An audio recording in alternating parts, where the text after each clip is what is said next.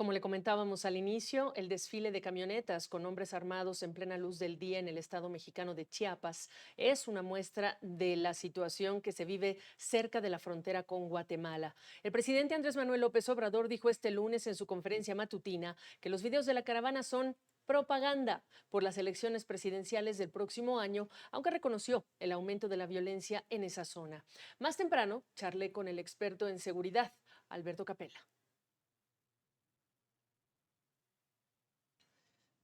No, lamentablemente lo de Chiapas ya es una circunstancia que se ha venido platicando. De hecho, un colega tuyo recientemente en una de las conferencias mañaneras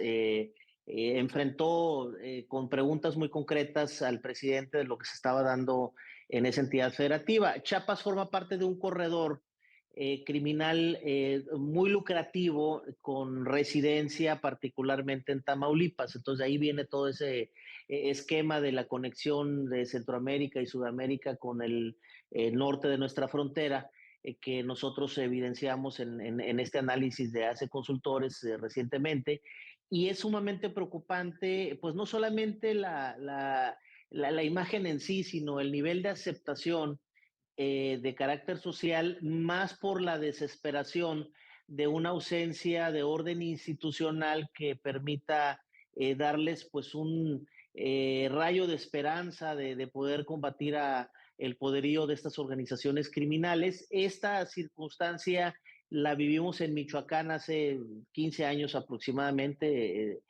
con mucha fuerza. El tratar de generar esta suerte de protección ciudadana a través de las autodefensas y generar acuerdos con otro grupo criminal antagónico del que estaba en ese momento generando conflicto en esa entidad. Y de ahí pues podemos tener historias de, obviamente, Michoacán, de Guerrero, de Tamaulipas, una suerte de socialización criminal en el caso Ahora, de Sinaloa, de Sonora. Entonces, sí, sí es un crecimiento muy lamentable. ahora, ¿qué opinión te merece la respuesta del presidente que, a juicio de tu servidora, parece más como si se le pidiera una interpretación de los hechos a que si se le pidiera rendición de cuentas, como el presidente de esta nación que todas las mañanas antes de esta conferencia tiene una reunión con miembros de su gabinete de seguridad? ¿Qué opinión te merece? Bueno, la verdad es que dentro de un año, cuando ya esté prácticamente el ocaso de esta administración, lo que yo me preguntaba, fíjate, después de esta respuesta es, ¿qué van a decir quienes tienen la responsabilidad institucional ahorita en el primer campo de batalla, que son los titulares de las áreas de seguridad y de otras importantes? ¿Qué van a decir cuando lo que inevitablemente va a suceder, que va a ser el juicio de la historia, los ponga en esa perspectiva de una negación de un problema que dentro de un año va a ser dimensionalmente más complejo,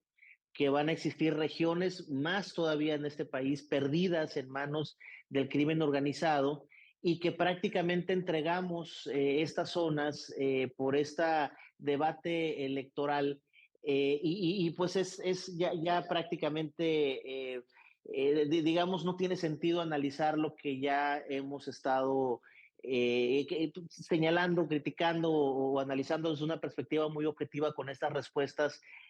con muy poco sustento técnico, con muy poco análisis de la realidad que se está dando, en donde ya se critica con mucha fuerza el que no tienen sentido estas reuniones a las 6 de la mañana, porque prácticamente las respuestas a las 7 de la mañana pues no tienen el fundamento que profesionales de la comunicación como ustedes quisieran entender o interpretar, ¿no? Entonces, no tiene sentido. La realidad es que hay una negación sistemática del gobierno en turno de una realidad que cuesta 100 vidas todos los días en diferentes regiones de nuestro país. Ahora, los programas de apoyo social, Alberto, el presidente ha mencionado que están sus programas de apoyo social. Evidentemente, frente a el músculo del crimen organizado, parecen quedarse cortos, reducidos. Evidentemente, la solución que se requiere pues es holística, es integral, pero ¿qué me dices de la efectividad del esfuerzo del Estado, del presidente, del gobierno el día de hoy para contrarrestar, plantear una alternativa distinta a esas comunidades que, dicho sea de paso, en muchos casos se ven obligadas a salir y a vitorear o a también acompañar estos grupos del crimen organizado?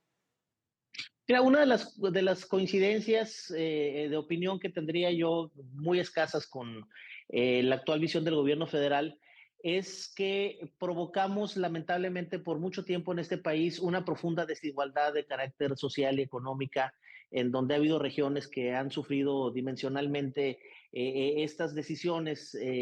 nada parejas, en donde desafortunadamente se provocó enormes niveles de pobreza o no se atendieron de manera adecuada. Entonces, de que hay desigualdad, no solamente en México, sino alrededor del mundo, porque por primera vez en la historia de la humanidad, el 1% de la población aglutina el 90% de la riqueza en el mundo, según datos de organizaciones internacionales muy importantes. Entonces, eso evidentemente, pues era una caldera que se estaba calentando cada vez más y que tarde o temprano tendría que explotar. Y al momento de generar esa ebullición de carácter social, quienes son los principales beneficiados son quienes se dedican a actividades ilícitas de gran escala, que prácticamente reclutan ese ánimo de la sociedad, que los utilizan como carne de cañón o que los utilizan en una suerte de presión de carácter social cuando un gobierno Mm, que tiene la suerte de combatirlos sí. es incómodo y obviamente lo atacan. Entonces, claro que existe ese nivel importante de desigualdad, está siendo aprovechado por estas organizaciones criminales